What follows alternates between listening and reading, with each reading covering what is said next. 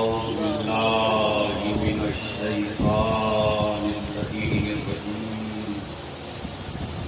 بسم الله الرحمن الرحيم الحمد لله رب العالمين الصلاة والسلام على أشرف الأنبياء والمرسلين شفيع المذنبين الذي بعثه رحمة للعالمين سيدنا ومولانا ومولى الثقلين محبوب رب المشرقين والمغربين جد الحسن والحسين أبي القاسم محمد وعلى أهل بيته الطيبين الطاهرين المعصومين المظلومين الذين أذهب الله عنهم الرجس وطهرهم تطهيرا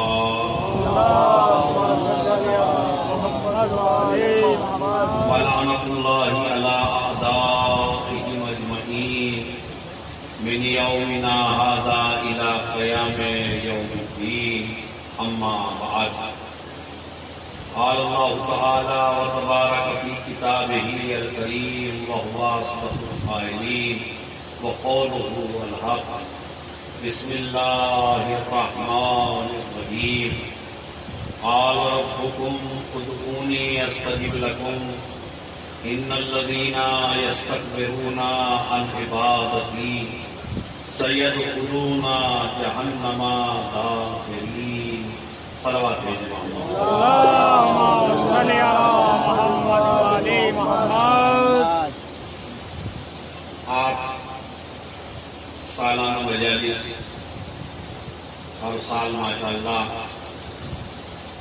منعقد کرتے ہیں اور بہترین بیانات سے فیضیاب ہوتے ہیں، لیکن وہ بہترین بیان کامیاب اسی وقت ہے کہ جب مجلس میں آئیے تو مجلس سے خالی ہاتھ واپس نہ جائیے، اس لیے کہ مجلس میں دو تبرک تقسیم ہوتے ہیں۔ ایک تبرک وہ ہے کہ جو روح کی غذا ہے، ایک تبرک وہ ہے جو جسم کی غذا ہے۔ سارا زور جسم کی غذا پہ نہ لگائیے گا، بلکہ جو اصل مقصد ہے مجلس کا، جو ہدف ہے مجلس کا، جو آپ یہ سالانہ مجالس کر رہے ہیں، اس میں آپ کو وہ عیوب، وہ غلطیاں، وہ گناہ جس میں ہم مبتلا ہیں، تو اگر کوئی ایسی حدیث درمیان میں آ جائے تو حدیث بدلنے کی کوشش نہ کریے گا، اپنے کردار کو بدلنے کی کوشش کریے گا۔ آج کل کا یہ ماحول بن گیا ہے کہ اگر بیچارہ خطیب منبر پہ آنے کے بعد تبلیغ کرنے لگے تو اس میں سب سے بڑا الزام یہ لگا دیا جاتا ہے یہ تو کہہ کے پڑھوایا ہے، یہ جو پڑھوایا گیا ہے یہ کہہ کے پڑھوایا گیا ہے۔ مولانا صاحب کے کان کسی نے بھر دیے پہلے ہی، اور انہوں نے بتا دیا کہ سیپو پورے میں ایسا ایسا آدمی ہے اس کے خلاف بھرتی ہوئی۔ تو اب یہ بتائیے اس کا مطلب کیا ہے کہ آدمی حق کہنا چھوڑ دے، قرآن کی آیتیں پڑھنا چھوڑ دے، حدیثیں پڑھنا چھوڑ دے، ائمہ کے اقوال بتانا چھوڑ دے؟ میں تو ایک جملہ کہتا ہوں کہ آپ ایسے بن کیوں رہے ہیں جو آیت آپ کے اوپر فٹ ہو رہی ہے؟ آپ ایسے بن کیوں رہے ہیں کہ آیت آپ کے اوپر فٹ ہو رہی ہے؟ آپ ایسے بنیے نا، اور اگر مجلس میں آنے سے پہلے آپ ایسے ہیں اور برے ہیں تو مجلس کا مقصد ہی یہ ہے کہ اگر آنے سے پہلے حرملا تھے تو مجلس میں آنے کے بعد حر بن جائیے۔ ایک صلوات بھیج دیں محمد والے۔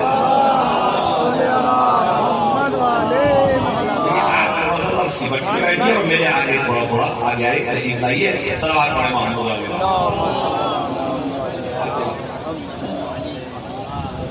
آتا ایک مجلس کا کیونکہ میں بھی آپ کے لیے سال بھر کی تیاری کر کے آیا ہوں، تو انشاءاللہ بیٹھ کے آپ کو دینا ہے۔ صلوات اور پڑھتے ہیں۔ میرا خطاب بزرگوں سے نہیں ہے، میرا خطاب جوانوں سے۔ جوان لڑکے جو یوتھ ہے وہ اس بات کو محسوس کرے کہ ہمیں اپنا کیریکٹر ایسا بنانا ہے کہ اگر مجلس میں آنے سے پہلے ہمارے اندر کچھ بیماریاں موجود ہیں تو مجلس میں بیان سننے کے بعد کوشش کرنا چاہیے اب وہ بیماری ہمارے اندر نہیں رہنا چاہیے۔ اور میری شرافت کا تقاضا یہ ہے کہ میں آپ سے نہ پوچھوں چھٹی کرا کے مومنین سے کہ یہاں چلتا کیا ہے۔ ایسے بھی آئیں گے جو آپ سے پوچھیں گے یہاں کا مجمع سنتا کیا ہے، مطلب داد اس بات پہ زیادہ دیتا ہے، وہ مطلب ان کا یہی ہوتا ہے کہ یہاں کا مجمع اٹھتا قائم ہے، داد قائم پہ دیتا ہے، اس لیے کہ جیسا داد بن گئی ہے دھواں دھار مجلس ہونی چاہیے۔ ہمارے دھواں ہو گیا بچا کیا ہے بھائی، دھواں یہ ممبر اپنی فنکاری دکھانے کا نام نہیں ہے، ممبر فنکاروں کے لیے نہیں ہے، ممبر صاحبان کردار کے لیے ہے تاکہ کردار کو صحیح کر دیا جائے۔ اور جو یزیدیت کی نسلوں سے آج یزیدی فکر میں پھنسے ہوئے ہیں ان کو ان سے آزاد کر کے حسینی بنا کے دے دیے، یہ ہے مجلس اعلیٰ کا مقصد۔ ورنہ آپ یہ بتائیے کہ آپ گھر پہ بیٹھ کے نہیں ہو سکتے۔ اگر مجلس صرف رونے کا نام ہوتا، اگر مجلس صرف تبرک کا نام ہوتا، اگر مجلس صرف آنے کا نام ہوتا تو اس کا مطلب یہ ہے یہ تو ہم کہیں بھی کر سکتے ہیں، تبرک کہیں بھی کھا سکتے ہیں، کھانا کہیں بھی کھا سکتے ہیں۔ اسی طرح ہم لوگ مثلاً گریا کہیں بھی گھر میں بیٹھ کے گریا نہیں کر سکتے۔ تو یہ جو آپ اپنے گھر سے یہاں تک آئے اس کا مطلب کچھ لینے کے لیے آئے۔ اور میرا فریضہ ہے کہ میں ممبر سے فنکاری نہ دکھاؤں، میں ممبر سے آپ کو صحیح بات بتاؤں، اس لیے کہ تمہارے ساتھ امام نے فرمایا آپ دوست کسے سمجھتے ہیں؟ ایک انسان، یہیں سے میری مجلس اسٹارٹ ہے اور آپ کو انشاءاللہ متوجہ کر دوں گا میں۔ ایک انسان وہ ہے جو ہر بات میں آپ کی تعریف کرتا ہے، آپ سے بہترین کوئی نہیں ہے، آپ سے اچھا کوئی نہیں ہے، آپ جیسا مومن کوئی نہیں ہے، غلط ہوتے ہوئے دیکھ رہا ہے مومن کہہ رہا ہے، غلط کام کرتے ہوئے آپ کو دیکھ رہا ہے مومن کہہ رہا ہے، یہ تمہارا دوست ہے۔ غور کر کے بتائیے گا دوست کون ہے تمہارا؟ جو آپ کی برائی پر آپ کو نہیں ٹوک رہا ہے وہ دوست نہیں ہے۔ ساتواں امام نے فرمایا حالانکہ دوست کسے سمجھا جاتا ہے؟ دوست آج اسی کو سمجھا جاتا ہے جو ہر بات پہ آپ کی واہ واہ کرے، ہر بات پہ آپ کو داد دے، ہر بات پہ آپ کو نوازے۔ آپ سے اچھا کوئی نہیں ہے، آپ سے غلط کر کے آ رہے ہیں، بھائی بھائی کا حق مار رہا ہے اور اس کی آپ تعریف کر رہے، سمجھ رہے؟ مومن اس سے پریشان ہے مگر آپ اس کی تعریف کر رہے ہیں۔ تو ساتواں امام نے فرمایا اگر تمہیں اس معاشرے میں یہ تلاش کرنا ہو کہ تمہارا دوست کون ہے تو پھر یہ دیکھیے تمہارا عیب جو تمہارے منہ پہ بیان کر دے۔ ارے توجہ کرنا، ایک صلوات بھیج دیں محمد۔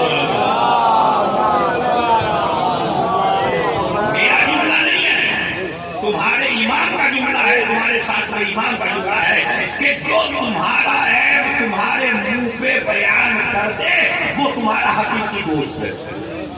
تو آپ کو کیسے دوست چاہیے؟ داد لینے والے، آپ کی تعریفیں کرنے والے نہیں۔ اگر آپ کے اندر فن ہے، آپ تعریف کے لائق ہیں تو میرے تعریف کرنے سے کچھ نہیں ہوگا۔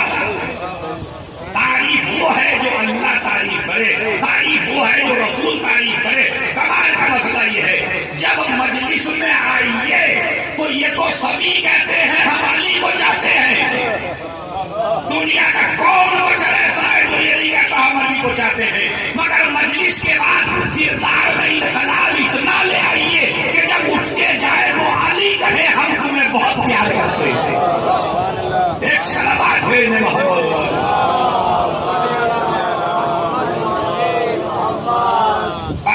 میں نے آپ کو جس آیت میں نے پیش کی ہے اس کا ترجمہ سنیے، بہترین موضوع ہے کیونکہ مہینہ ہے شعبان کا، شعبان یعنی دعاؤں کا مہینہ۔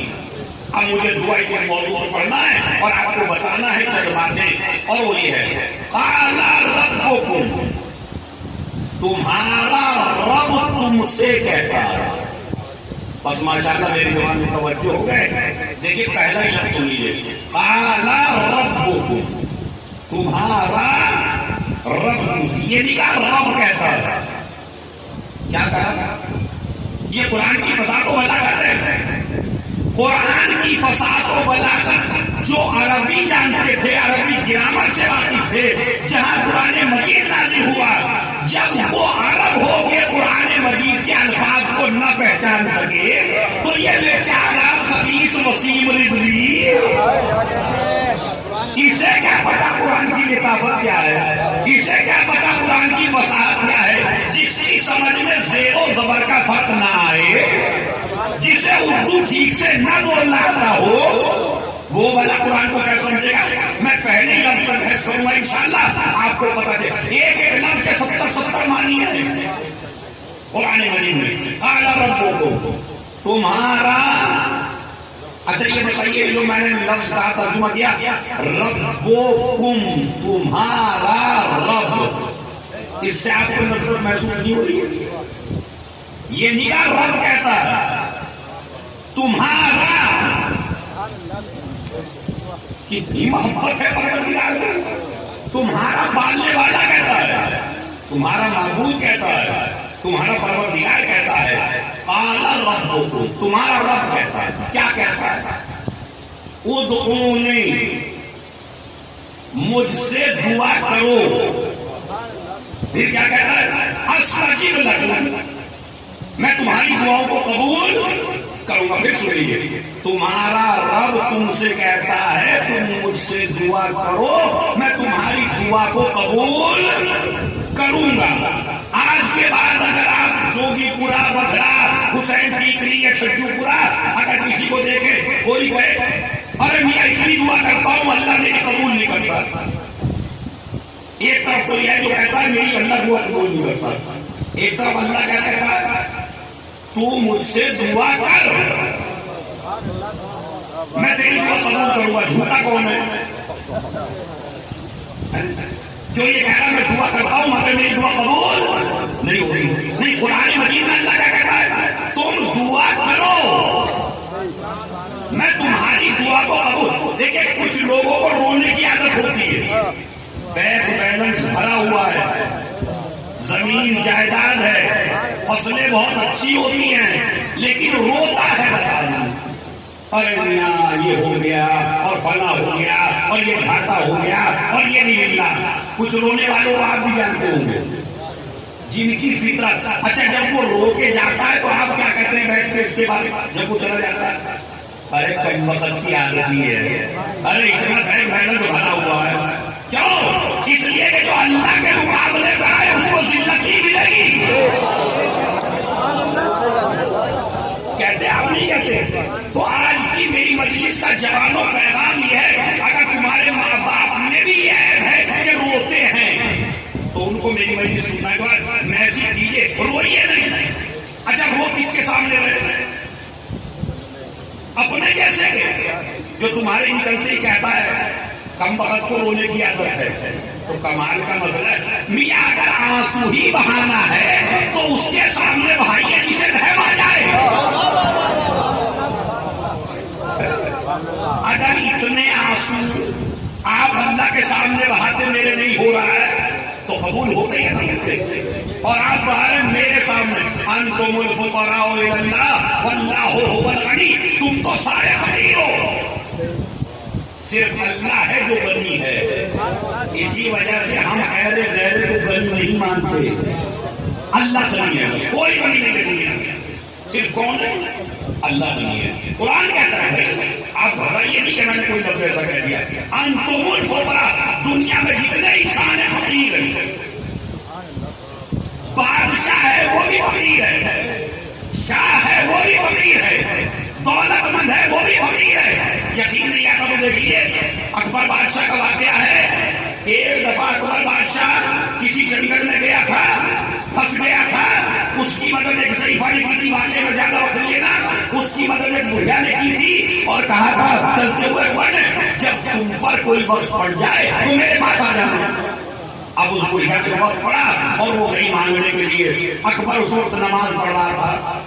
نماز میں اس نے ایسے قنوت پڑھا، بڑھیا نے مانگتے ہوئے دیکھا، بغیر کچھ لیے چلنے لگی، دربار والوں نے کہا مل کے جائیے، جب آپ اتنی دور سے آئی ہیں تو مل کے جائیے، کچھ لے کے جائیے۔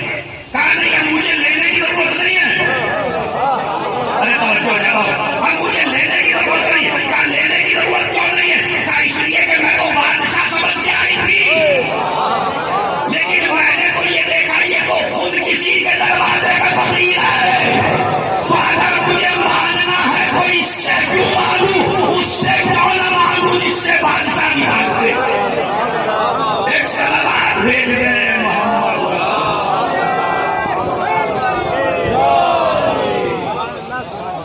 ایک سلامات اور بابا دے بولے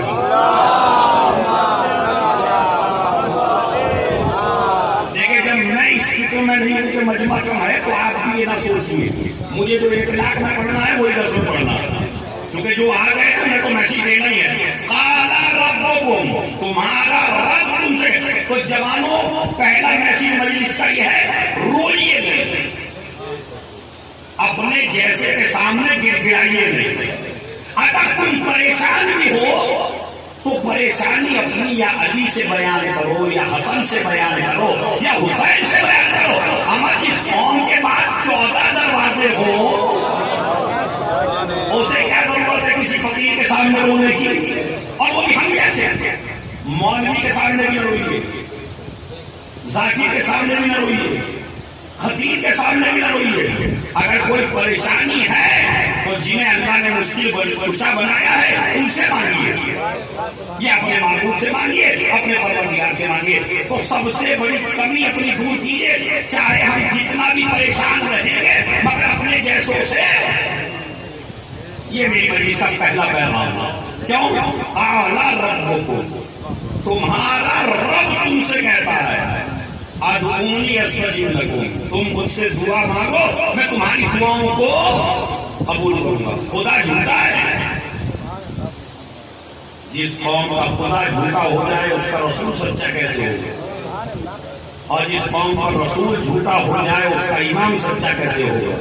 تو ہمیں اب ایک طرف تو میں کہہ رہا ہوں مجھے دے دیا، ایک طرف خدا کہہ رہا ہے مجھ سے مانگ میں دوں گا، تو جھوٹا بولیے۔ اب 2 باتیں ہیں، یا تو نہ دینے میں کوئی مصلحت ہے، یا پھر مجھے ماننے کا طریقہ نہیں آ رہا ہے۔ یہی تو بات ہے، اگر ہم جوان کچھ دعا کر رہے ہیں اور اللہ ہماری دعاؤں کو قبول نہیں کر رہا ہے تو یا تو مجھے ماننے کا طریقہ نہیں آتا، یا پروردگار نہیں دے رہا ہے تو اس میں بھی کوئی مصلحت ہے۔ پہلی مصلحت تو میں بتاتا ہوں انشاءاللہ ذہن کھل جائے گا۔ پہلی مصلحت کیا ہوتی ہے؟ اللہ سنتا ہے دعا کو، اللہ قبول بھی کرتا ہے۔ بعض دعائیں وہ ہے جو دنیا میں قبول نہیں کرتا، کیوں؟ اس لیے کہ جب آدمی محشر میں پہنچے گا اور محشر میں اس کو ثواب دیا جائے گا کچھ نیکیوں کا، تو یہ کہے گا یہ نیکی تو میں نے کی نہیں، تو یہ ثواب مجھے ملا کیوں؟ تو آواز قدرت آئے گی یہ تیری وہ دعاؤں کا ثواب ہے جو تم نے مانگی تھی مگر ہم نے قبول نہیں کی تھی۔ تو مومن کہے گا پروردگار کاش تو میری کوئی دعا دنیا میں قبول ہی نہ کرتا۔ ایک مصلحت تو یہ ہے۔ دوسری مصلحت اور آپ کو بتاتا ہوں، مصلحت یہ ہوتی ہے کہ آپ کو لگ رہا ہے جو مانگ رہا ہوں میرے لیے اچھا ہے، خدا جانتا ہے اگر اسے دوں گا تو بہتر جائے گا۔ کبھی کبھی اس لیے نہیں ہوتا۔ میں آپ کو مثال دیتا ہوں، ماں باپ کو خدا نے رب کہا۔ یہ جو ماں باپ ہے، آج کل کا جوان تھوڑی سی جاب کرنے کے بعد مقابلہ پہلے کرتا ہے اپنے باپ کا، مجلسوں میں آنے والا، نوحے سننے والا، گھنٹوں گھنٹوں نعرے لگانے والا، دن رات انجمن میں رہنے والا، وہ کہتا ہے مجھے ماں باپ نے دیا ہی کیا ہے۔ میں تو ایک جملہ کہتا ہوں، تجھے کچھ بھی نہیں دیا مگر تو اس فرش پہ بیٹھنے کے لائق نہ ہوتا۔ جملہ پوری مجلس سے سن لیجیے گا اور پھر جملے کی قیمت دیکھ لیجیے گا. اگر تمہیں اس فرض ادا کے لائق بنایا تو یہ ماں باپ کی طہارت نے بنایا ہے. آپ کی کسی چیز نے نہیں بنایا. تمہارا رب تو یہ ماں باپ رب ہے. سب سے زیادہ محبت کون کرتا ہے انسان سے؟ بولیے بھائی. سب سے زیادہ اللہ. اللہ کے بعد ماں باپ. ماں باپ سے زیادہ دنیا میں کوئی محبت کرنے والا نہیں ہے. لیکن مجھے آپ ذرا سوچ کے بتائیے, کیا ماں باپ آپ کا ہر مطالبہ پورا کر دیتے ہیں؟ تو کیا ماں باپ سے آپ کہیں گے ماں باپ کو محبت نہیں ہے؟ ماں باپ رب کہلاتے ہیں مگر ہر مطالبہ پورا. ابھی سب 2 مہینے پہلے سردی کا موسم تھا, بچہ آئس کریم مانگ رہا ہے. بچہ آئس کریم کے لیے رو رہا ہے. 1 دفعہ رویا, 2 دفعہ رویا, 3 دفعہ رویا, 4 دفعہ رویا. آئس کریم ملائیے مگر ماں آئس کریم نہیں دلاتی. کیوں؟ میں نے کہا تم ماں ہو یہ جلاد. کیونکہ جہاں چمچے بولنے لگے نا, ہاں یہ چمچہ بننے کی کوشش نہ کیجیے گا. قریب کیا کہا نا, میں نے کہا تم ماں ہو یہ جلاد, اپنے بچے کو ایک آئس کریم نہیں کھلا سکتی. کہا اگر ماں ہوتی تو کھلا دیتی. رب ہوں. ابھی کے قرآن نے رب کیوں کہا؟ چونکہ میں رب بھی ہوں تو میں نہیں کھلاؤں گا. اچھا 2 مہینے کے بعد اس کے بعد ایک آئس کریم کھلائی, 2 کھلائی, 15 کھلا دی. تو گرمی میں 15 کھلا دی, سردی میں 1 نہ کھلائی. میں نے کہا کہ اس وقت کیوں کھلائی, اس وقت کیوں نہیں کھلائی؟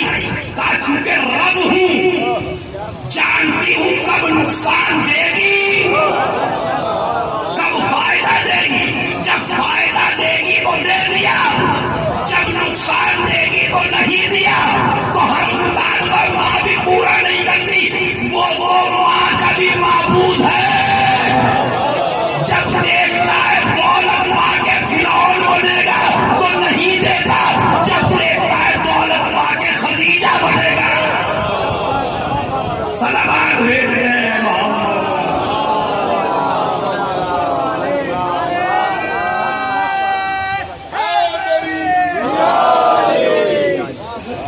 تمہارا رب. اب میں رب کا ترجمہ کرنے لگا ہوں. انشاءاللہ آج جب نماز پڑھنے لگیں گے تو آپ کو بڑا مزہ آئے گا نماز پڑھنے میں.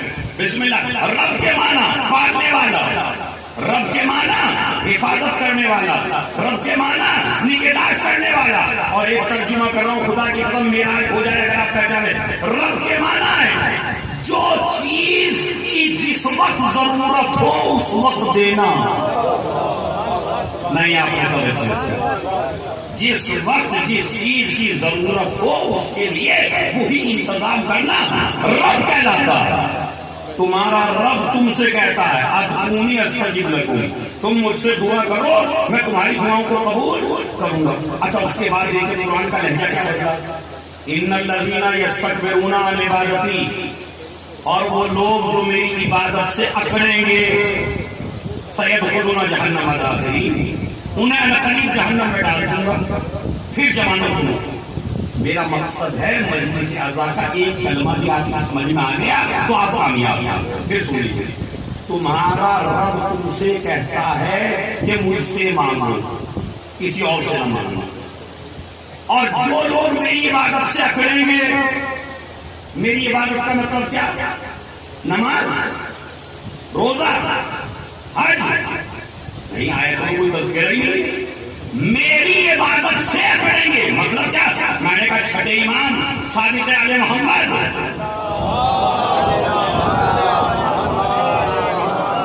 میں نے کہا اس آیت میں کیا ہو گیا کہ اللہ کہتا جو میری عبادت سے کریں گے. چھٹے امام نے فرمایا عبادت سے مراد نہ نماز ہے, نہ روزہ ہے, نہ حج ہے, نہ زکات ہے. پھر کیا؟ دعا. عبادت سے مطلب ہے دعا. اب ترجمہ کریے, تم مجھ سے دعا کرو میں تمہاری دعاؤں کو قبول کروں گا. اور جو لوگ مجھ سے دعا نہیں کریں گے جہنم میں ڈال دوں. اب سمجھے بندوں میں اور خدا میں کیا فرق ہے. آپ نے کوئی دینے والا ایسا دیکھا جو نہ مانگنے پہ ناراض ہو جائے؟ ارے بھائی یہ تو جملہ آپ تک پہنچنا چاہیے. کوئی دینے والا ایسا دیکھا؟ بڑے بڑے رئیس دیکھے ہوں گے, بڑے بڑے حاکم تائی دیکھے ہوں گے, بڑے بڑے بانٹنے والے دیکھے ہوں گے, لیکن ہر آدمی مانگنے پہ تو ناراض ہوتا ہے, لیکن نہ مانگنے پہ کوئی ناراض. مگر اللہ کا پہ ناراض ہوتا ہے نہ مانگنے پر. اگر تم نے مجھ سے نہ مانگا, تم نے مجھ سے دعا نہیں کی. اچھا میں نے آپ کے سامنے ہاتھ پھیلایا, جب بھی ہاتھ پھیلایا, اور جب خدا کے سامنے ہاتھ پھیلایا تب بھی ہاتھ پھیلایا. دونوں میں فرق کیا ہے؟ خدا کی قسم نسلوں کو جملہ یاد رہے گا.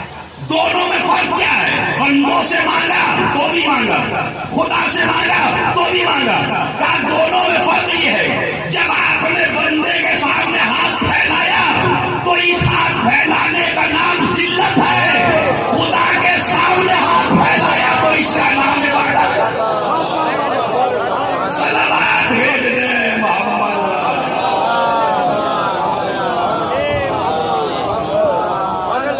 بندے کے سامنے ہاتھ پھیلایا تو اس کا نام ذلت ہے, اور خدا کے سامنے ہاتھ پھیلایا بولیے تو اس کا نام عبادت ہے. تم مجھ سے دعا کرو میں تمہاری دعاؤں کو قبول کروں گا. کون کہہ رہا ہے؟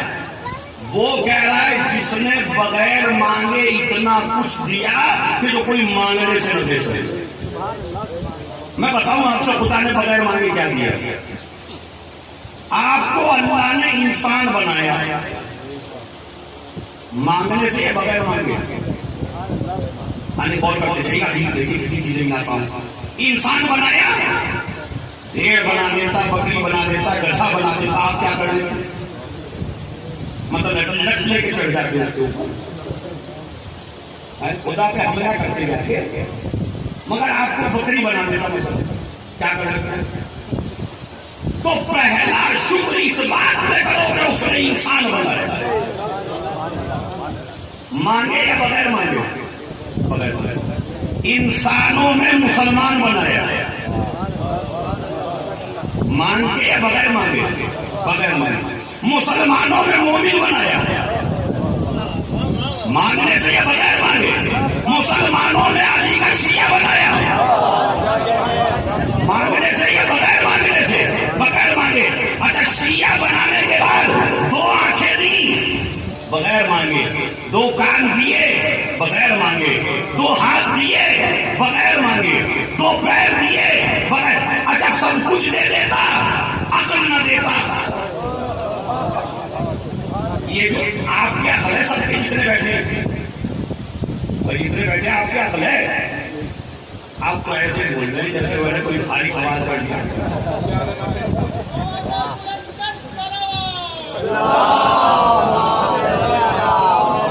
نہیں, میں جوانوں کو بات سمجھا.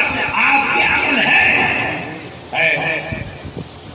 کبھی کسی نے کسی کی عقل کو دیکھا؟ نہیں دیکھا. سب کے ہے مگر دکھائی نہیں دیتی.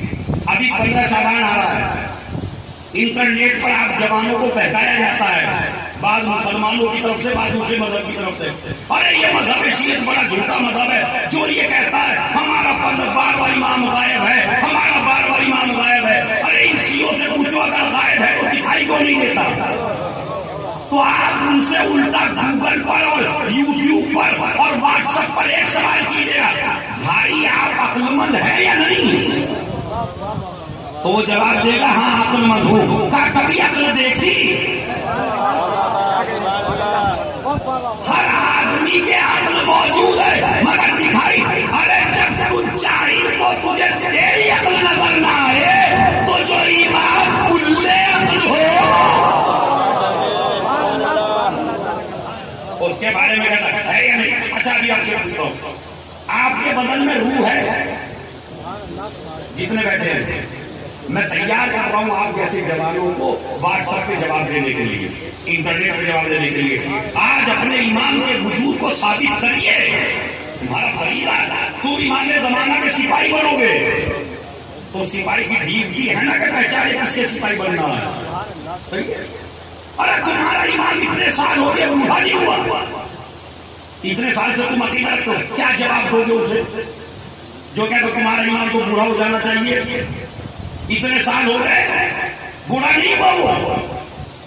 تو کہا بھائی اس کا ایک لفظ ہے امام زمانہ. کیا مطلب؟ زمان. جس طرح آپ کا امام دن کا امام, رات کا امام, تمہارا امام, اسی طرح زمانے کا امام. بوڑھا انسان کو کون کرتا ہے؟ دن اور رات کا آنا جانا, دن اور رات کے آنے جانے کو کہتے ہیں زمانہ. تو زمانہ انسان کو بوڑھا کرتا ہے, مگر زمانہ وہی کو تو بوڑھا کرے گا جو زمانے کی اولاد ہو, لیکن جو ہو ہی امام زمانہ. یہ زمانے کا امام ہو. خیر یہ تو میں ایک جملہ بولنا تھا جو میں نے بول دیا. آپ کے بدن میں روح ہے, دکھائی دیتی ہے. اچھا جب مر جاتے ہیں تو کیا ہوتا ہے؟ روح نکل گئی. اچھا جی نکل گئی, دیکھی کہانی دکھائی تو نہیں. جب بدن میں تھی جب دکھائی نہ دی, جب بدن سے نکل گئی مفتی سے پوچھئے, مولوی سے پوچھئے, ملا سے پوچھئے, حافظ قرآن سے پوچھئے, آپ کو دکھائی نہیں. کہا دکھائی نہیں دیتی. میں نے کہا آپ کو کیسے پتا چلا کہ ہے؟ آپ پتا ایسے چلا, ہاتھوں کا چلنا دلیل ہے کہ ہے, پیروں کا چلنا دلیل ہے کہ ہے, جسم کے ہر حصے کا کام کرنا دلیل ہے کہ ہے. تو جس طرح جسم کا کام کرنا اس بات کی دلیل ہے کہ روح موجود ہے مگر دکھائی نہیں دیتی, تو وہ کہتا دلیل کیا ہے تیرے امام کے ہونے کی؟ میں نے کہا چاند کا نکلنا, سورج کا نکلنا, ستاروں کا ڈوبنا, کائنات کا کام کرنا اس بات کی دلیل ہے کہ روح کائنات ہے. جب سورج اپنا کام کرنا چھوڑ دے, چاند اپنا کام کرنا چھوڑ دے, تو سمجھ لیجیے.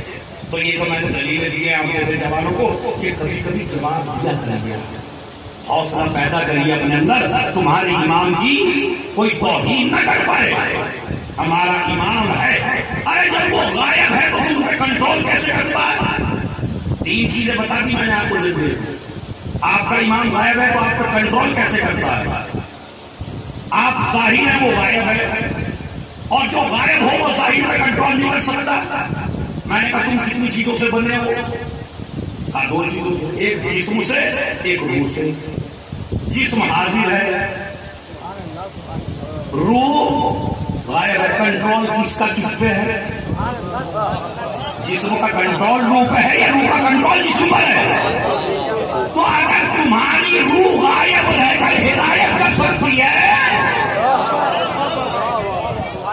تو جو کائنات میں روح ہو وہ بھی رکھتے ہے. یہ ایک بات آ گئی تھی تاکہ جوانوں کو میں نالج دے سکوں اپنے جوانوں کو. اب وہ جملہ سن لیجیے وہ کیا ہے. اگر بندے سے مانگو گے تو ذلت, اور خدا سے مانگو گے تو عبادت. اگر آپ کا کوئی رشتے دار بمبئی میں ہو اور جاب کرنے گیا ہو اور مجھے ایسا خطیب وہاں مجلس پڑھنے پہنچے, میں نے دیکھا جامع مسجد کے سامنے چادر بچھا رکھی اور میں سجو پہ آ گیا سالانہ بجاتی سے. میں نے کہا آپ کا بھائی کہا بمبئی میں جاب کر رہا ہے بہت بڑی. ارے میں نے کہا بھائی ان کا نام فلاں, وہ جاب تو کر رہے ہیں, انہیں تو میں نے بھیک مانگتے ہوئے دیکھا ہے, چوراہے پہ بھیک مانگ رہے تھے. آپ کیا کہیں گے؟ ناک کٹوا دی, خاندان کا ڈبو دیا, ضلع کا بھی خیال نہیں کیا, رشتے داری کا بھی خیال نہیں کیا. ارے کم وقت ان سے وہاں مانگنے کی کیا ضرورت تھی؟ اگر بمبئی مانگنے ہی کے لیے جانا تھا تو چچا سے مانگ لیتا, ماموں سے مانگ لیتا, خالو سے مانگ لیتا, گاؤں والوں سے مانگ لیتا. اسے وہاں جانے کی کیا ضرورت تھی؟ حالانکہ یہ سارے وہ کہنے والے ہیں جو مانگنے پہ کبھی نہ دیتے, مگر کیا کر ناک کٹوا دی کم وقت نے وہاں جا کے. کمال کا مسئلہ ہے, تمہارا بھائی دوسرے سے بھیک مانگے تو تمہاری ناک کٹتی ہے, تو وہ خدا کیسے برداشت کرے؟ بندہ میرا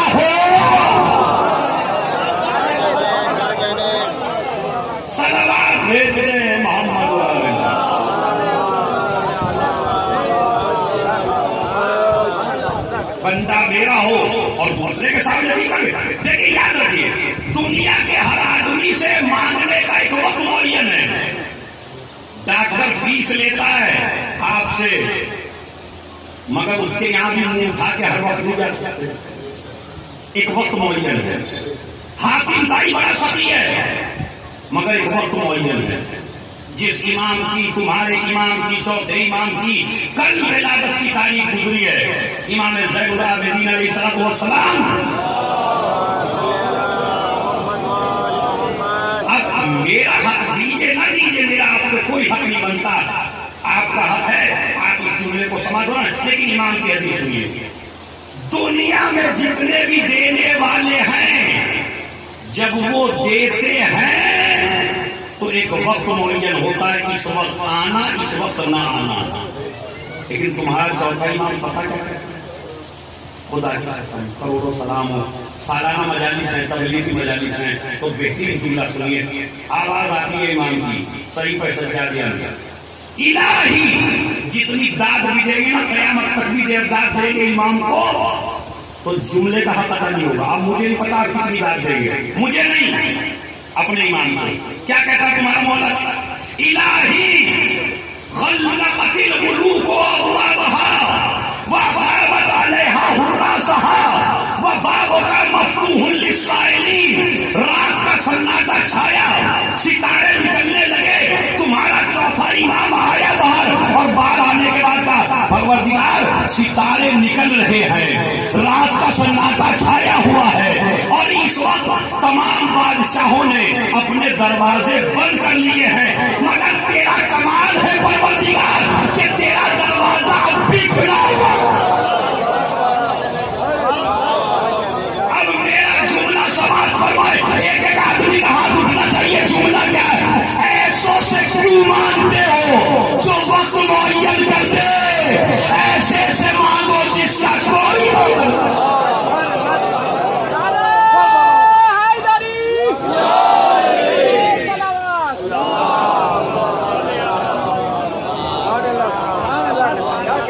انشاءاللہ آج اپنے سے اس مجلس میں اپنے جوانوں کے ذہن میں یہ بات پیدا کر دوں گا کہ کسی سے نہیں مانگے گے. بھوکے مر جائیے کسی سے نہ مانگیے. عزت نفس نہ بیچیے نہیں مانگیے. مزدوری کر لیجیے. مزدوری کرنا اتنا ہی ثواب ہے جتنا نماز پڑھنا ثواب ہے. کام کرنا آج کا جوان کھلوا ہو گیا. یہ کام نہیں کرنا چاہتا اپنی بڑی بے عزتی محسوس کرتا ہے. بھلا میں کیوں کام کروں؟ نواب کی اولاد ہوں بڑے سیٹ کی اولاد ہوں تو کتنے دن کھائے گا باپ کا جمع ہوا. ایک دن بھی کچھ کرنا پڑے گا.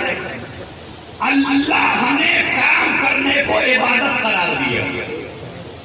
ایک انسان وہ ہے جو نمازوں میں لگا ہوا ہے دن رات. ایک آدمی وہ ہے جو نماز کے وقت میں نماز پڑھ رہا ہے دن میں جاب کر رہا ہے. کون سا بہتر ہے؟ کیا وہ جو ہر وقت تسبیح اللہ اللہ اللہ اللہ وہ بہتر نہیں؟ خدا کی قسم میں ممبر سے کہہ اور اگر کوئی ذاکر اس کے خلاف بولے تو مجھے بتائیے گا. میں ہزاروں دلیلیں دے سکتا ہوں. جتنا نماز روایت میں موجود ہے جب مزدور مزدوری کر کے آتا ہے اور اس کی پیشانی میں پسینہ آتا ہے تو اللہ کہتا ہے یہ پسینہ نہیں ہے یہ تسبیح کے دانے ہیں. ایک مزدور مزدوری کر کے آیا نبی مٹی لگی ہوئی تھی اس کے بدن کے اوپر. نبی نے اس کو گلے سے لگایا. وہ جو صحابہ مسجد میں بیٹھے ہمیں تو کبھی نہیں لگایا اس طرح سے اور اسے اتنی جلدی سینے سے لگایا. کہا اسے یہ کہ یہ عبادت خدا کر کے آ رہا ہے. مزدور مزدوری نہیں کرتا عبادت خدا کرتا ہے. مگر آج کا جوان بے عزتی محسوس کر رہا ہے. کبھی رشتے دار سے مانگ لیا ضرورت کا کبھی فلاں سے مانگ لیا ضرورت کا. کبھی یاد رکھیے آج رشتے داریاں کیوں ٹوٹ رہی ہیں خاندان کیوں ٹوٹ رہے ہیں؟ سب لوگ آپ کے چاہنے والے ہیں. کب تک؟ جب تک آپ مانگیں گے نہیں. ماموں بڑے اچھے لگیں گے چچا بڑے اچھے لگیں گے خالو بڑے اچھے لگیں گے رشتے دار بڑے اچھے لگیں گے دوست بڑے اچھے لگیں گے. کب تک ملا؟ جب تک آپ سوال نہ کریے. میں ایک بیڑی کی کوئی اوقات ہے؟ آپ ذرا 5 دفعہ مانگ لیجیے ایک آدمی سے. بیڑی خالی 5 دفعہ مانگیے. چھجو پورے نہیں مانگیے ہم بیڑی دے دیجیے. اور جب چھٹے دن مانگیں گے نا تمہیں راستہ بدل دے گا. دیکھ کے آلیا تم بخت بھائی آپ کبھی اپنی نہیں ملاتا, ہمیشہ دوسرے کی ملتا ہے. آلیا تم آپ اس طریقے سے جا رہے ہیں, وہ اس طریقے سے جائے گا. چچا سے مانگیے, ماموں سے مانگیے, خالو سے مانگیے. کیوں؟ جب ماموں کو پتہ چل جائے گا یہ ہر وقت مانگتا ہے, وہ بھی دور ہو جائے گا, چچا بھی دور ہو جائے گا, رشتے دار بھی دور ہو جائیں گے. کمال کا مسئلہ دیکھیے, جتنا بندوں سے مانگتے چلے جائیں گے دوریاں پیدا ہوتی چلی جائے گی. جتنا خدا سے مانگتے چلے جائیں گے خدا کے قریب ہوتے چلے جائیں گے. ایک صلوات بھیج دیں محمد.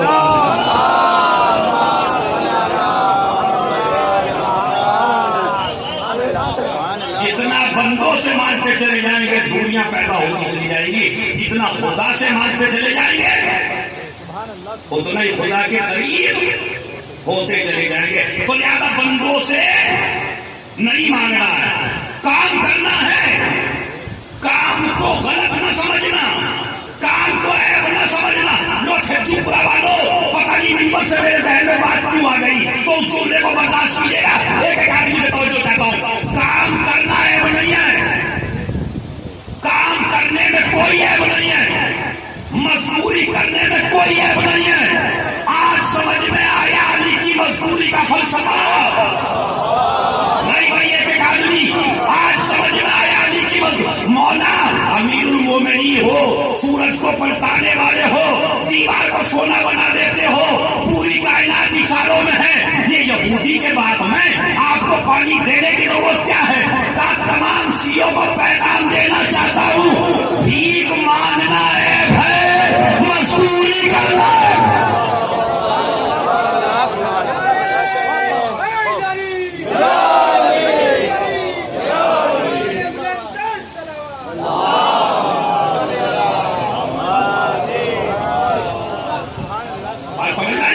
مولا نے کیا فرمایا؟ بھیک مانگنا ہے, مزدوری کرنا ہے. اور اگر میری ماں بہنیں مجلس سن رہی ہو میری اور ان تک آواز جا رہی ہو, یہ فیشن نہ بنائیے اپنی بیٹیوں کا کہ کام نہیں کرتی.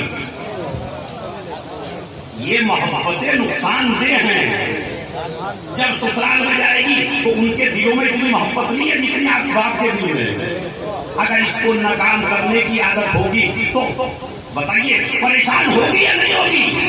میں ان بیٹیوں کو, اپنی ماں بہنوں کو سبق دینا چاہتا ہوں, ایسا پیار نہ کیجیے بیٹیوں سے جو بیٹیوں کا مستقبل برباد کر دے. ارے جب رسول کی بیٹی کام کر سکتی ہے تو تمہاری بیٹی کی کیا اوقات ہے؟ جب علی کام کر سکتے ہیں تو تمہاری کیا حیثیت ہے؟ مولا نے مزدوری اسی لیے کی تھی یہودی کے بعد میں کہ اگر کبھی تم سیٹ کی اولاد ہو کے شرم کرنے لگو یا عیب سمجھنے لگو تو میرا کام دیکھ لینا. بس یہ بھی ایک میرا میسج تھا جو میں نے 2-3 میسج دیکھ چکا ہوں. 5 میسج مکمل کرنے اس کے بعد رحمت تمام کر دیں گی. ایک صلوات بھیجیں محمد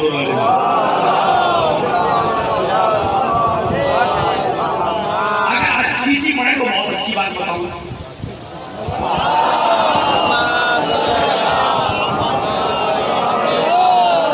بہترین نسخہ. یہ وہ لوگ جو کہتے ہیں میں دعا کرتا ہوں میری دعا قبول نہیں ہوتی. کیوں نہیں ہوتی؟ اس لیے کہ مجھے دعا مانگنے کا سلیقہ. یہ آپ یہ کہیں گے خدا دینا نہیں چاہتا, کیا کہیں گے بھائی جوانوں؟ خدا دینا نہیں چاہتا یا مجھے مانگنا نہیں آتا؟ مجھے مانگنا نہیں آتا. اب میں مانگنے کا طریقہ بتا رہا ہوں.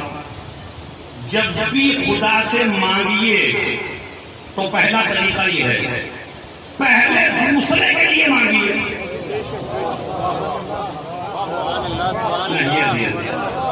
بہترین طریقہ بتا رہا ہوں آپ کو، معصومین کا بتایا ہوا.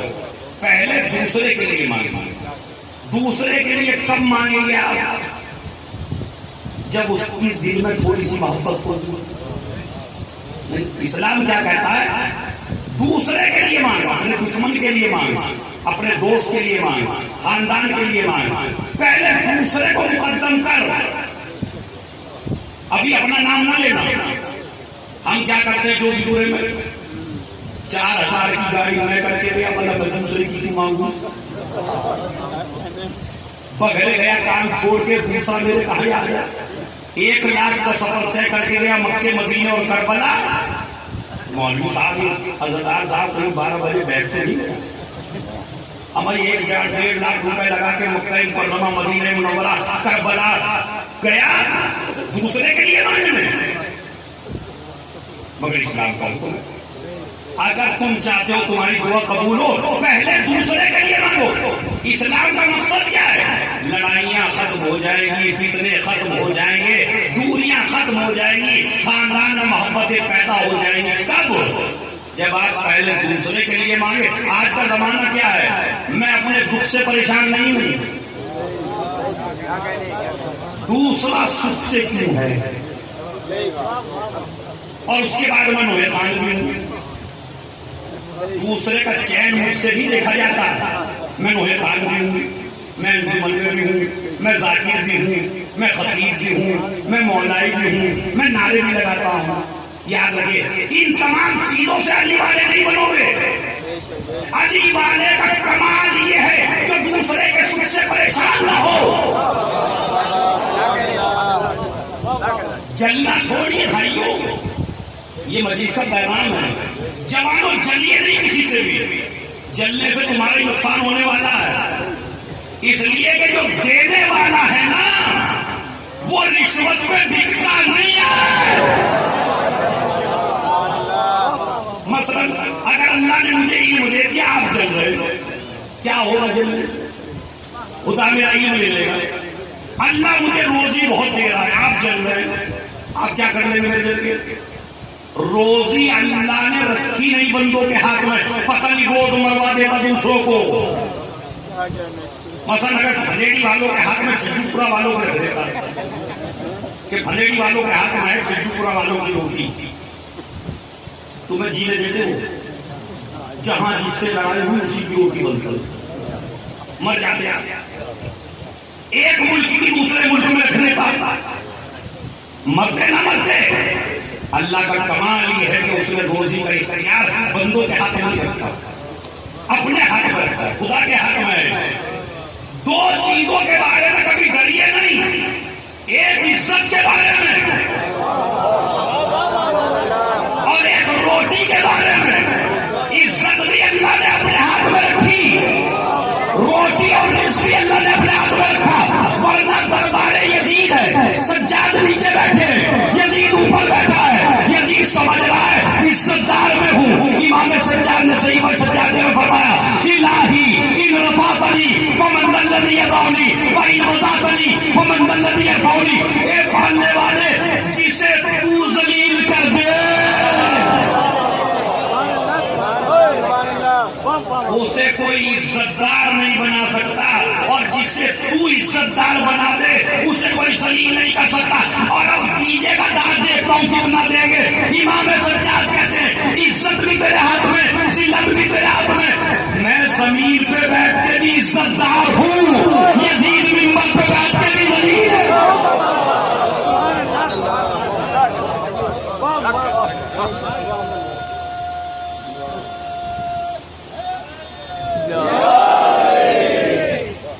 ایک سوال اور پڑھ دیں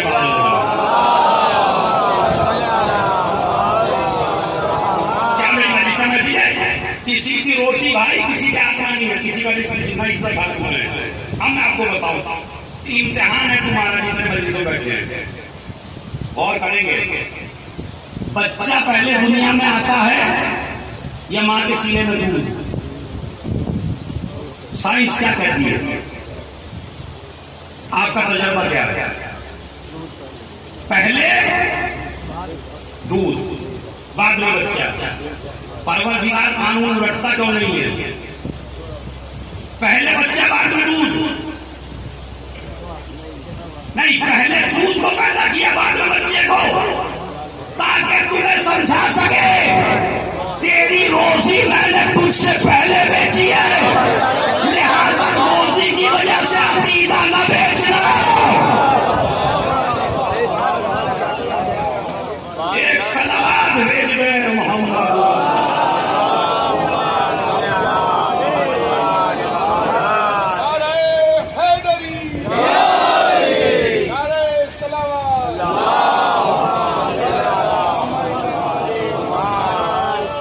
اسی لیے جب بچہ پیدا ہوتا ہے تو شریعت میں مستحب کیا قرار دیا؟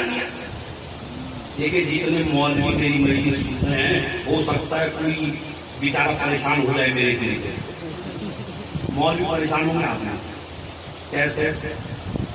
جب بچہ پیدا ہوتا ہے تو سب سے پہلا مستحب کیا ہے؟ داہنے کان میں اذان۔ بولیے بھائی، مجلس اسی کا تو نام ہے تاکہ آپ کو سمجھ لیں۔ داہنے کان میں اذان، بائیں کان میں اقامت۔ کون دے؟ کون دے؟ اسلام کا حکم ہے پہلی آواز اذان کی جانی چاہیے، اقامت کی جانی چاہیے۔ ہم انتظار کر رہے ہیں مولوی صاحب کا، مولوی صاحب ملنے والے نہیں ہیں ایک دن سے پہلے۔ بچہ پڑا ہے بے اذان کے، کسی کتاب میں نہیں ہے مولوی سے اذان مل رہی ہے۔ اب وہ یہ کہیں گے میاں 500 روپے اگر مل ہی جاتے تھے تم نے وہ بھی سب کیا۔ ایک صلوات بھی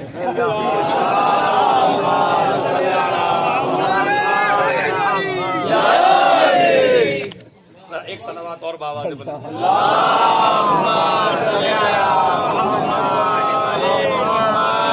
صاحب ہمارے بڑے دشمن ہو رہے ہیں، ایک تو کم وقت کبھی دیتے نہیں، اور جو بچے کے معاملے میں دے، میں 500 دینے کا مخالف نہیں ہوں، آپ 1000 دیجئے، اپنے عالم دین کی عزت کیجئے، تمہارا پیش نماز ہے اس کو دیجئے، مگر یہ انتظار نہ، اگر وہ وقت پہ مل رہے تو دلوائیے اذان، لیکن اگر نہیں ہے تو انتظار نہ کیجئے۔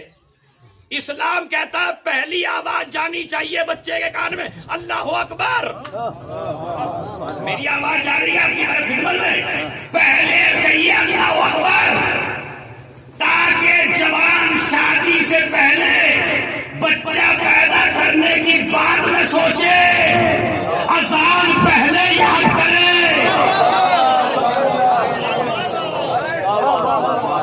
آج ایسے ایسے جوان ہیں، علی والے، مولا والے، اہل بیت والے، جنہیں اذان ہی نہیں آتی، پتہ نہیں کتنے ایسے جنہیں اذان نہیں آتی۔ بچے کے کان میں باپ اذان کرے، کہلوائیے بچے کے کان میں باپ سے اذان کہیے۔ میں نے کہا پروردگار اس بچے کی سمجھ میں تو کچھ نہیں آتا، تو اذان کیوں کہلوا رہا ہے؟ کہا اذان کہنا تیرا کام ہے، اذان کا سمجھانا میرا کام ہے۔ اذان اور اقامت کہیے۔ ایک مستحب اور ہے جسے آپ نہیں جانتے، مستحب ہے سب سے پہلے اپنے بچے کو خاک کربلا چڑھائیے۔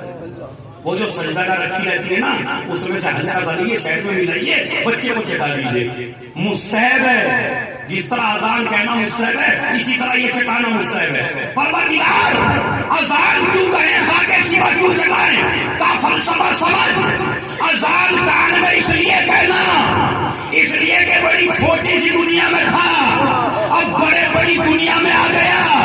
جب اللہ اکبر کہے گا تو کہے گا اقتدار بڑا نہیں ہے، اللہ بڑا ہے، سلطنت بڑی نہیں ہے، اللہ بڑا ہے، لوگ بڑے نہیں ہے، اللہ بڑا ہے، یہ دنیا بڑی نہیں ہے، اللہ بڑا ہے۔ خاک شفا اس لیے چٹاؤ، اللہ اکبر اس لیے کہو، غیر خدا کے سامنے جھکنے نہ پائے۔ خاک شفا اس لیے چٹاؤ، کسی یزید کی بیعت کرنے نہ پائے۔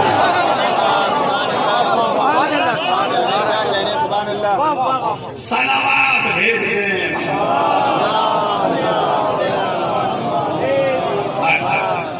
دعا بس بہت زیادہ ہو گیا ہے۔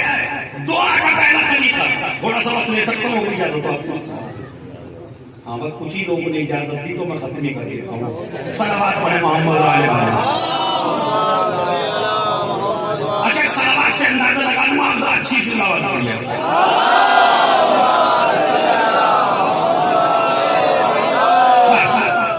طریقہ تو مکمل کری نہیں، حالانکہ موضوع بڑا اچھا ہے، جس پہ آپ کو کافی تبلیغ ہوگی انشاءاللہ. کیا وہ سنیے. تو دعا کا پہلا طریقہ کہ مثلا آپ مجلس میں آئے تو مجلس میں آنے کا بھی طریقہ بتا دیتا ہوں. مجلس میں آئیے تو بیل کی طرح منہ اٹھا کے نہ آئیے، جیسے کسی فنکشن میں جا رہے ہیں، جیسے کسی دعوت ولیمہ میں جا رہے ہیں. نہیں، مجلس عبادت ہے، عبادت میں نیت کی ضرورت ہے. آپ کو آج تک مجلسی میں آنا نہیں آتا، سب سے پہلے نیت کریے مجلس میں جاتا ہوں قربتاً اللہ، نہ انجمن کو راضی کرنے کے لیے جا رہا ہوں، نہ جھجو پورے کے مومنین کو راضی کرنے کے لیے جا رہا ہوں، نہ کمیٹی کی خوشی کے لیے جا رہا ہوں. میں مجلس میں جا رہا ہوں اللہ کو راضی کرنے کے لیے. آنے کی نیت لگی. اس کے بعد صلوات پڑھتے ہوئے آئیے، صلوات پڑھتے ہوئے جائیے. اکیلے نہ آئیے، نیت کریے پروردگار اس مجلس میں جا رہا ہوں اپنی مرحومہ ماں کی طرف سے، اپنے مرحوم باپ کی طرف سے، اپنے مرحوم ماموں کی طرف سے، تاکہ جب ثواب بٹنے لگے تو نہ ماں محروم رہے نہ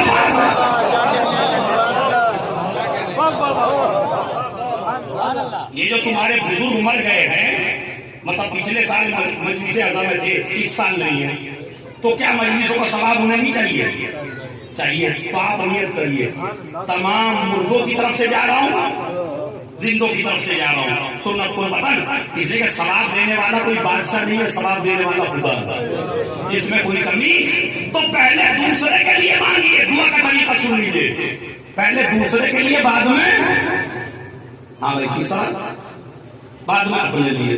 میں آپ سے پوچھنا چاہتا ہوں اگر کمبل 100 ہو، سردی کا زمانہ ہو، 100 کمبل ہو، لینے والے 1000 ہو، تو آپ دوسرے کو بڑھائیں گے یا خود بڑھیں گے؟ خود بڑھیں گے. کیوں بڑھیں گے؟ اس لیے کہ کمبل کم ہے. لیکن اگر کمبل لا تعداد ہو اور مانگنے والے محدود ہوں، اب آپ نے کیا کہتی ہیں؟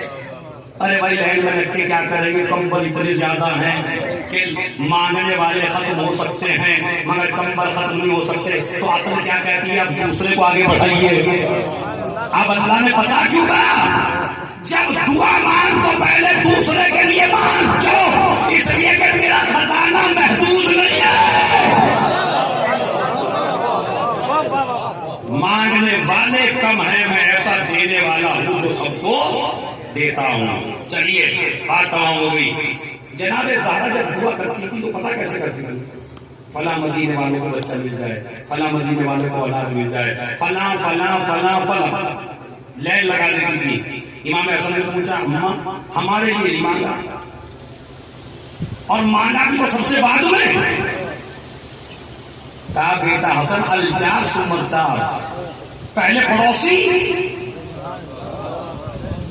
بعد میں اپنا گھر.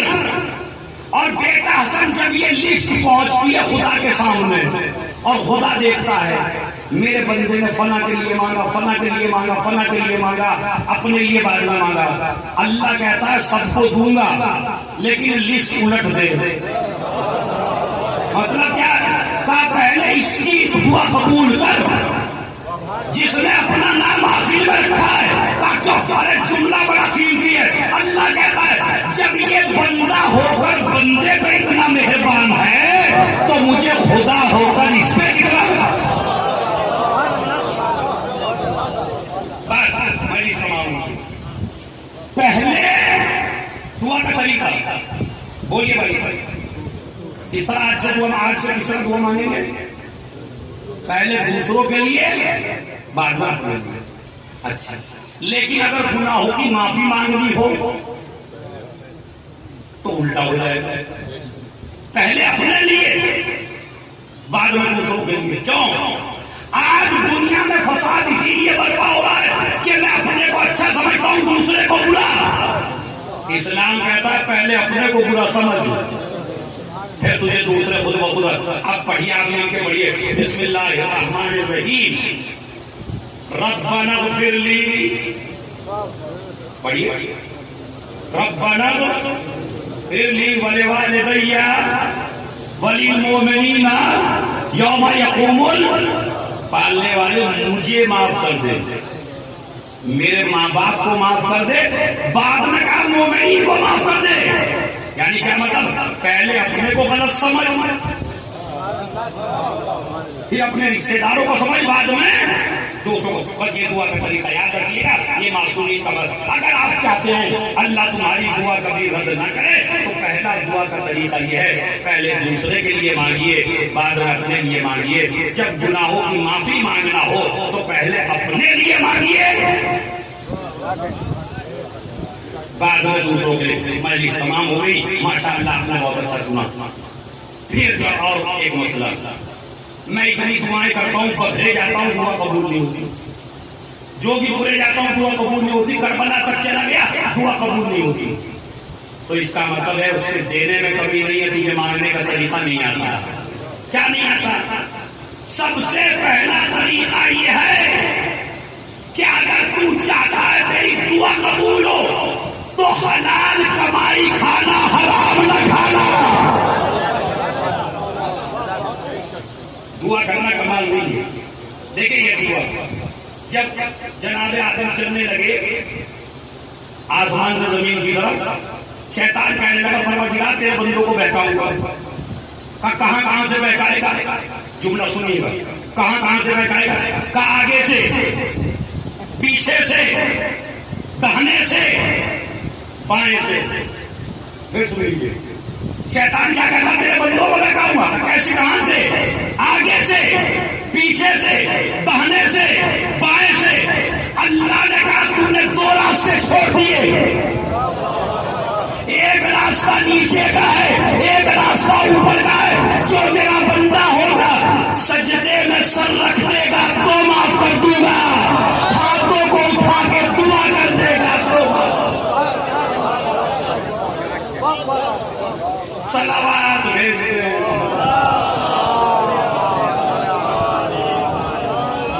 بس مجلس تمام ہو گئی.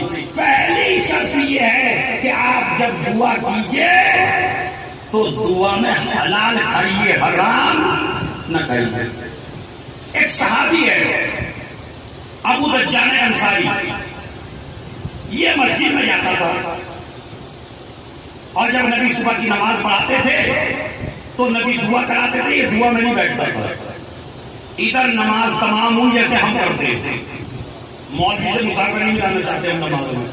پتہ نہیں اتنی جلدی کیوں آ جاتی ہے مومن میں مسجد میں جاتے ہیں، بھاگنا چاہتا ہے جلدی سے. ایسا نہیں کہ جیل میں کھائی ہے. اب سنیے بڑا مسئلہ، وہ بھی جلدی سے نکل جاتا تھا. تمام صحابہ کہنے لگے یا رسول اللہ یہ تمہارا کیسا صحابی ہے جو جلدی سے نکل جاتا ہے، دعا نہیں کرتا؟ کہا اسی سے پوچھو. اس سے پوچھا. دیکھیں مسئلہ غور کیجیے گا، داد نہ دیجیے گا. داد تو ماشاءاللہ شام تک آپ کو دے دوں گے. ہاں داد نہ دیجیے گا. سنیے گا. انہوں نے کہا یا رسول اللہ تمہارا یہ صحابی. اب وہ بریک تو خود ہی آ گیا میرے لیے. صلوات پڑھ محمد.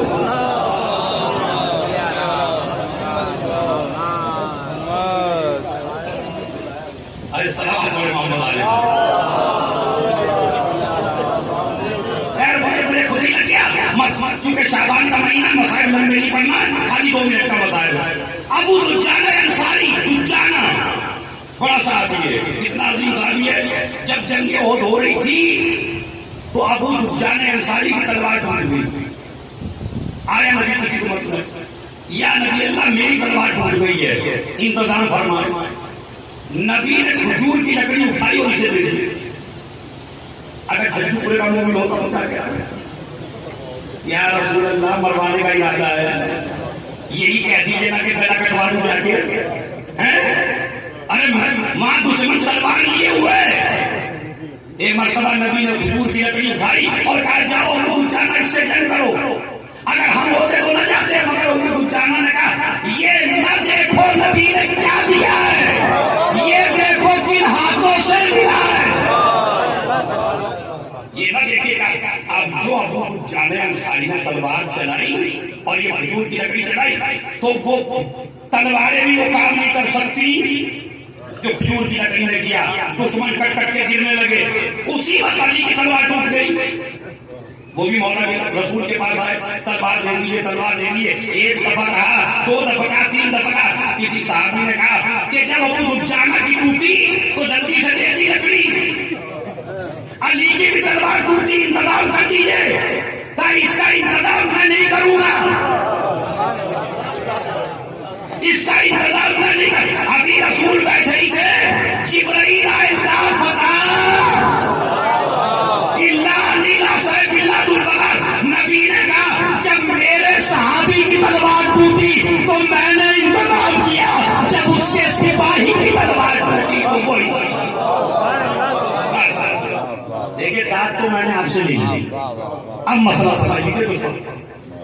اتنا بڑا صحابی جس کے لیے نبی نے انتظام کیا لڑنے کا, مگر جب مسجد میں جاتا ہے تو مسجد میں جانے کے بعد نبی کے ساتھ دعا نہیں کرتا, فوراً نکل آتا. صحابہ نے کہا یا نبی اللہ یہ دعا نہیں کرتا, آپ کے پیچھے جلدی نکل آتا. ابو دجانہ آئے, نبی نے فرمایا آپ دعا کر کے کیوں نہیں جاتے صبح کی نماز میں؟ سنیے اولاد کی تربیت کیسے کی جاتی ہے, اولاد کو پروان کیسے چڑھایا جاتا ہے. اگر تربیت میں غلطی ہوگی تو یہ تعویذوں میں ٹھیک ہونے والی نہیں ہے. آپ کہتے ہیں نا بچہ بہت بگڑ گیا, مولوی صاحب تعویذ کر دیجیے. بگڑی ہوئی اولادیں تربیت سے ٹھیک ہوتی ہیں, تعویذوں سے ٹھیک نہیں ہوئی. اب سنیے, تم دعا کیوں نہیں کیا نبی اللہ میرے پڑوس میں ایک گھر ہے, اس گھر میں کھجور کا درخت ہے, صبح میں تازہ تازہ کھجور کچھ اس طرف سے میرے گھر میں گر جاتے ہیں. میرے بچے صبح بیدار ہوتے, وہ ان کھجوروں کو اٹھا کر ایک دفعہ میرے بچے نے ایک کھجور تازہ اٹھا کے کھا لیا زمین سے. میں نے اس کے منہ میں انگلیاں ڈالی اور وہ کھجور نکال دیا اور میں نے کہا بیٹا تمہاری عقلیاں بگڑ جائیں یہ منظور ہے, لیکن تمہارے پیٹ میں مال حرام چلا جائے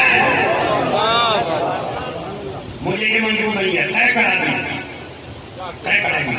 اور جب طے کرا دی یا رسول اللہ, تب سے میں نے اپنی زندگی کا معمول بنا لیا, نماز سے پڑھتی فوراً نکلتا ہوں, وہ کھجور اپنے گھر سے اٹھاتا ہوں, اس کے مالک تک پہنچاتا تاکہ میرے بچوں کے پیٹ میں مال حرام نہ جائے. مال حرام جانے کا نقصان کیا ہوتا ہے, کبھی قرآن کے خلاف بولتا ہے, کبھی یہ لگاتا ہے.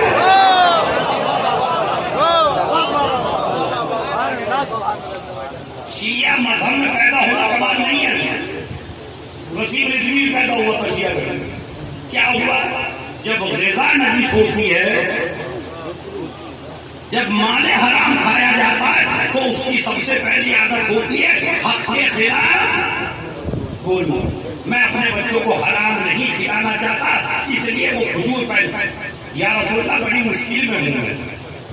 نبی نے اس پڑوسی کو بلایا, وہ بھی مسلمان ہے, بعض نے کہا یہودی ہے, بعض نے کہا لیکن مسلمان ہے, وہ مسلمان ہے. نبی نے کہا کہ میاں کھجور بیچو گے, کھجور کا پیڑ کیا ملے گا مجھے بدلے میں؟ کہا جنت میں باغ دلاؤں گا. اب دیکھیے ہماری فکریں بھی ایسی ہیں مجلس میں آنے کے بعد میں, ہم جو ہیں وہ ادھار پہ زیادہ اعتبار نہیں رکھتے, نقد پہ زیادہ اعتبار رکھتے. اس نے یہ کہا جو تم دلاؤ گے وہ ادھار ہے, جو میں دے رہا ہوں وہ نقد ہے. ہمارے ساتھ میں کیا کہا امام حسین سے, یزید دنیا دے رہا ہے نقد, تم جنت دو گے ادھار. تو اس کا مطلب ہے مجلس میں آنے کے بعد بھی کبھی کبھی انسان یزیدی فکر کا ہوتا ہے. جب آدمی شریعت کے احکام پر عمل نہ کرنا چاہے تو رسول اللہ نے کہا بات دلا دوں گا کئی جنت میں. کہنے لگے یہ سودا مجھے منظور نہیں ہے. نبی نے فرمایا اچھا ایسا ہے, فلاں جگہ پر میرا باغ ہے، اس میں 10 پیڑ ہیں، میں تمہیں اس پیڑ کے بدلے میں وہ 10 پیڑ دیتا ہوں، جلدی سے تیار ہو گیا. کہنے ہاں یار وہ نہیں اچھا سودا ہے، مجھے وہ باغ دے دیجیے، یہ کھجور لے لیجیے. اب جو سودا کر کے گھر پہنچا تو بیگم نے پوچھا کیا ہوا؟ ارے میاں بڑا فائدہ ہوا، تم تو سوچ بھی نہیں سکتی، آج تمہارا سرتاج کتنا بڑا سودا کر کے آیا. کیا کر کے آیا ایسا؟ کہنے لگا ایک پیڑ کے مقابلے 10 ملے، اور کمال یہ ہے پیڑ اب بھی گھر ہی میں ہے. یہ جو پیڑ ہے صبح ہی اٹھیں گے، سارے کھجور چور لیا کریں گے، اٹھا لیا کریں گے. جیسے ہی نبی نے نیت کو دیکھا تو اب جو صبح کو اٹھا کیا دیکھتا ہے، درخت اس کے گھر میں نہیں ہے.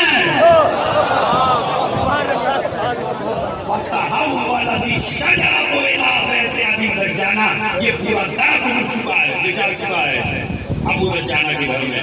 بس قال ربکم ادعونی استجب لکم ان الذین یستکبرون عن عبادتی سیدخلون جہنم داخرین. اور وہ جملہ جو میں نے پڑھا ہے اسے آخری وقت پڑھ لیتا ہوں. الہی غلقت الملوک ابوابها واقامت علیہا حراسها وبابها مفتوح للسائلین. پروردگار سارے دروازے بند کر لیے گئے ہیں مگر تیرا دروازہ بھی. بس اس مجلس کا جو پیغام تھے میں نے دے دیے، اور وہ یہ ہے کہ حلال کمائی صدقے کے کھجور کوفے کے بازار میں اہل بیت کے اطہار کو دیکھے. اس میں زینب نے کہا نحن اہل البیت، ہم اہل بیت ہیں. ان الصدقۃ علینا حرام، صدقہ ہم پر. میں آپ سے پوچھنا چاہتا ہوں شہزادی، مصیبت میں تو ہر چیز جائز ہو جاتی ہے، ہر چیز جائز ہو جاتی ہے، اور آپ میں تو حرام ہے. یہ جو اور آپ کے ساتھ میں ان کے حرام نہیں ہے. کہا نہیں، کھائیں گے یہ مولوی لکھے گا علیہ محمد نے صدقہ استعمال کیا. اور یاد رکھیے نجس غذا میں اس لیے نہیں کھانے دیتی. ابھی ہم نے کربلا فتح کی ہے، شام کا مارکا ابھی باقی ہے. بچوں کے پیٹ میں اگر نجس غذا چلی جائے گی تو شام کا مارکا طے نہیں کر پائیں گے. لو عزیزو، وہ چونکہ شعبان دعاؤں کا مہینہ ہے، میرا پورا موضوع ہوا تھا. اب میں آپ کو جو بیان کرتا ہوں کہ جب یہ لوٹا ہوا تھا اپنا کوفے کے بازار میں پہنچا تو ایک کنیز دوڑی اپنی شہزادی کے پاس آئی اور آ کے کہتی ہے شہزادی چلو تماشا دیکھنے کے لیے چلتے ہیں. ایسے اسیر میں نے آج تک نہیں دیکھے. پیشانیوں پہ سجدوں کے نشان ہیں، کٹے ہوئے سر ہیں، چہرے چاند کی طرح چمک رہے ہیں، اور ایسے قیدی میں نے آج تک نہیں دیکھے. یہ بیوی کیا کہتی ہے جس کا نام ام حبیبہ ہے؟ کہا نہیں میں تماشا دیکھنے کے لیے نہیں جاؤں گی. کہا کیوں؟ کہا اس لیے کہ جب میں مدینے سے چلی تھی تو میری شہزادی نے فرمایا تھا ام حبیبہ کبھی اسیروں کا تماشا نہ ام حبیبہ کبھی اسیروں کا تماشا دیکھنے کے لیے نہ جانا. وہ کنیز ضد کرتی ہے یہ شہزادی ارے وہ ایسے ویسے اسیر نہیں ہیں، پیشانیوں پہ سجدوں کے نشان ہیں، بڑے بھوکے پیاسے معلوم ہوتے ہیں، بڑے شریف خاندان سے معلوم ہوتے ہیں. اب جو ام حبیبہ چھت پہ پہنچی تو ایک طرف حسین کا کٹا ہوا سر نظر آیا، ایک سر گھوڑے کی گردن میں نظر آیا، ایک 6 مہینے کے بچے کا سر نظر آیا. دل میں رونے لگی، ہائے یہ کس کا گھر برباد کر دیا گیا، ہائے یہ کس کا گھر لوٹ لیا گیا، ہائے یہ کس کے چمن میں آگ لگ گئی. ایک مرتبہ ام حبیبہ نے اپنے گھر کے نیچے دیکھا. کیا دیکھا؟ ایک رسی ہے، 12 کلے ہیں، اسی میں زینب کا گلا ہے، اسی میں سکینہ کا گلا ہے. وہ 4 برس کی بچی بار بار کہتی ہے پھوپھی اماں پیاس نے مار ڈالا، پھوپھی اماں مجھے پیاس نے مار ڈالا، پھوپھی اماں مجھے پیاس نے مار ڈالا. ام حبیبہ نے گزر آپ بھرا، نیچے اتری، بچی کے قریب پہنچی، سر پہ ہاتھ رکھا اور ایک جملہ کہا بیٹی تم جیسی یتیم میں نے ابھی تک نہیں دیکھی، تم جیسے اسیر آج تک میں نے نہیں دیکھے. تمہاری ہونٹوں پر پپڑیاں جمی ہوئی ہیں، کافی دنوں سے پیاسی ہے، لے بچی پانی پی لے، مگر پانی پینے کے بعد میرے لیے کچھ دعائیں کر دینا. میرے لیے کچھ دعا کر دینا۔ ام حبیبہ نے کہا، زینب نے سنا، سن کے پشت میں ہاتھ رکھا سکینہ کی۔ سکینہ دعا بعد میں، دعا پانی بعد میں پینا، پہلے اس کے لیے دعا کرو۔ سکینہ متوجہ ہوئی، بتا بی بی میری دعا کیا ہے؟ پہلی دعا بتا۔ ارے برداشت نہ کر پائیں گے۔ ام حبیبہ کہتی ہے، بتا یہ نوکے نیزہ پر کس کا سر ہے؟ سکینہ بیان کرتی ہے، یہ نوکے نیزہ پہ میرے بابا کا سر ہے، وہ میرے بڑے بھائی کا سر ہے، وہ میرے چھوٹے بھائی کا سر ہے، وہ گھوڑے کی گردن میں میرے چچا کا سر ہے، یہ ہاتھوں میں ہتھوڑیاں میرا بھائی پہنے ہوئے ہے، یہ گلے میں توق میرا سجاد پہنے ہوئے ہے، یہ میری ماں ہے، یہ میری بھوپیاں ہے۔ اب جو سنا تو سن کے کہتی ہے، بیٹی دعا کر جس طرح تیرا گھر اجڑا اس طرح میرا گھر اجڑے۔ سکینہ نے شام غریبہ کا جنا دامن اٹھایا، پروردگار جس طرح ہمارا گھر اجڑا اس طرح اس کا گھر نہ اجڑے۔ بتا تیری دوسری دعا کیا ہے؟ دعا کر جس طرح میرا شوہر پردیس گیا ہے، جس طرح تو یتیم ہوئی میرے بچے یتیم نہ ہو۔ سکینہ نے یہ بھی دعا کر دی، پروردگار تجھے میری یتیمی کا واسطہ، جس طرح میں یتیم ہوئی اس کے بچے یتیم نہ ہو۔ ارے تیسری دعا بڑی قیامت کی ہے، کہتی ہے میری تیسری دعا یہ ہے کہ مجھے مدینے جانا نصیب ہو، مجھے مدینے جانا نصیب ہو۔ مدینے کا نام سنا، سکینہ چپ ہو گئی۔ زینب بولی، بی بی کون سا مدینہ؟ کہا رسول خدا کا مدینہ۔ کہا رسول خدا کے مدینے میں کس جگہ جانا چاہتی ہے؟ کہا محلہ بنی ہاشم میں جانا چاہتی ہو۔ کہا محلہ بنی ہاشم میں تیرا کون رہتا ہے؟